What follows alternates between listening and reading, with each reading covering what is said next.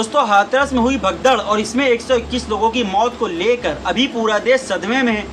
2 जुलाई को यह दर्दनाक घटना हुई थी और घटना में एक हफ्ते के बाद भी सत्संग कथा के आयोजक सूरजपाल उर्फ भोले बाबा उर्फ नारायण साकार हरि के खिलाफ अभी तक दोस्तों कोई कार्रवाई क्यों नहीं की गई है। यहाँ तक कि FIR और SIT की रिपोर्ट में भी बाबा का नाम नहीं है। बाबा से पूछताछ और उसकी गिरफ्तारी के बाद तो रही दूर, अब दूसरी ओर बाबा वीडियो जारी कर अपनी बात दुनिया के सामने रख रहे हैं। इस मामले में राजनेता भी सियासी नफा नुकसान को ध्यान में रखकर बयान जारी कर रहे हैं।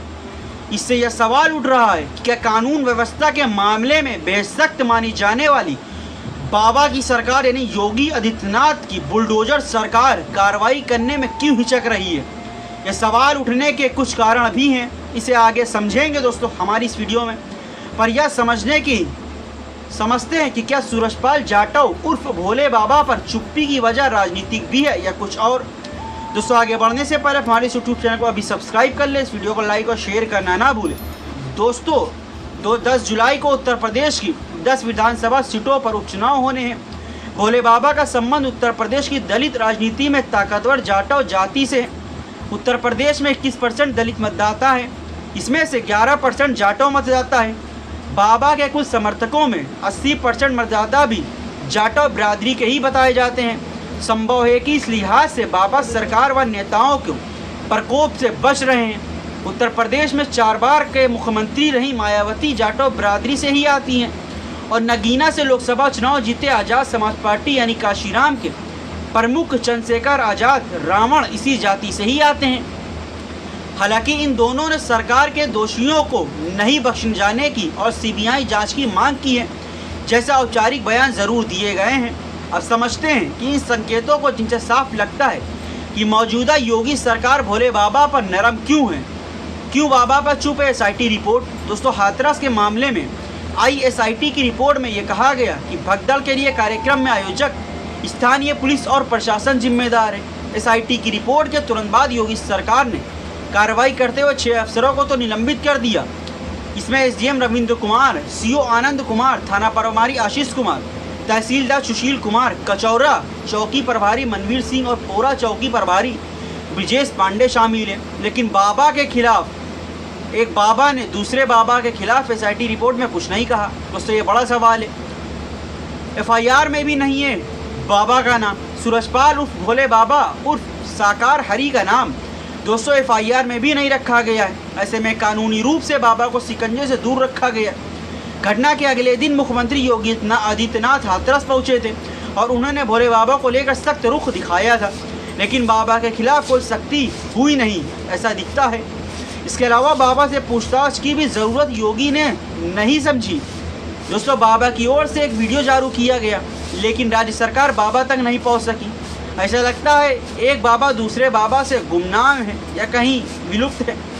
दोस्तों यहाँ सबसे बड़ा सवाल ये है कि अनुमति ज़्यादा लोग हो कैसे पहुँचे बाबा के सत्संग में।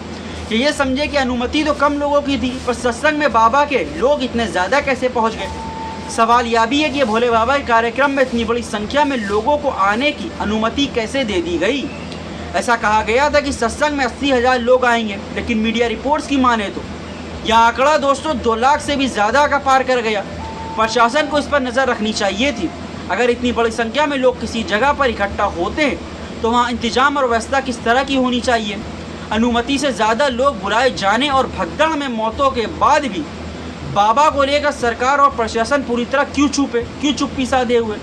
प्रशासन का कहना है कि सत्संग के कार्यक्रमों में सारा इंतजाम भोले बाबा के अपने लोगों या स्वयंसेवक का ही रह करते हैं। पुलिस और प्रशासन भी बाबा के कार्यक्रम में दखल नहीं दे पाती, लेकिन तय सीमा से ज़्यादा लोगों के आने के बावजूद सरकार की ओर से कोई दखल दोस्तों क्यों नहीं दिया जाना चाहिए। ये सवाल खड़ा होता है और ये वाजिब सवाल है। वहीं एक अन्य आरोपी को बाबा बनने की दी गई छूट, सूरजपाल पर मुर्दा लड़की को जिंदा करने की जिद करते हुए उसकी लाश कब्जे में ले लेने के मामले में केस दर्ज हुआ था। इसके बावजूद सूरजपाल खुद को बाबा के रूप में प्रसिद्ध करने में कामयाब रहे। कई लोगों के बयान है कि बाबा अंधविश्वास को बढ़ावा देने वाली बातें किया करते थे। पुलिस का भी यह कहना था कि भगदड़ तब हुई जब सूरजपाल के भक्त चरणों की धूल लेने के लिए टूट पड़े। ऐसा लगता है कि दोस्तों मानो भगवान हो गए हो। इस तरह की विश्वास बढ़ाने वाली गतिविधियों से प्रशासन अनजान तो नहीं रहा होगा, या ये कहे कि योगी सरकार इतनी भोली भी नहीं है।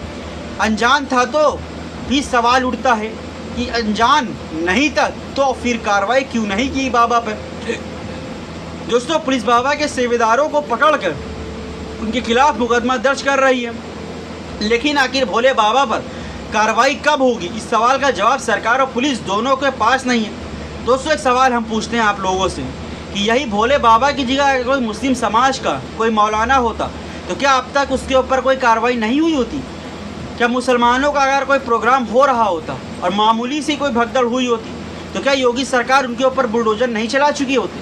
क्या योगी सरकार की आंखों में कुछ और ही खटकता है? उनके लिए अल्पसंख्यक मुस्लिम समुदाय और हिंदू समाज में भेदभाव करना ज़रूरी है? क्यों वो बाबा होकर, जी हाँ, एक वो योगी होकर, एक तो वो सत्ता की कुर्सी पे आसीन है, फिर वो दो आँखों से जनता को देखते हैं। क्या ये कहना चाहिए कि जैसे उनके अंधभक्त कहते थे ये हिंदुस्तान नहीं हिंदू राष्ट्र है, तो क्या अब हम ये मानना चाहिए कि यूपी भी हिंदू राष्ट्र बन चुका है? जो योगी सरकार न्याय नहीं करेंगे, सिर्फ अन्याय करेंगे मुस्लिम समाज के साथ। दोस्तों, आपको आज का वीडियो कैसा लगा नीचे कमेंट करके हमें ज़रूर बताएं, और हाँ, ये वीडियो अच्छा लगा इस वीडियो को लाइक और शेयर करना ना भूलें। साथ ही इसी तरह की वीडियो देखने के लिए आप हमारे यूट्यूब चैनल को अभी सब्सक्राइब कर लें। दोस्तों, फिर मिलेंगे इसी तरह कुछ और अन्य घटनाओं के साथ, खबरों के साथ। अभी के लिए आप हमें इजाज़त दें। जय हिंद।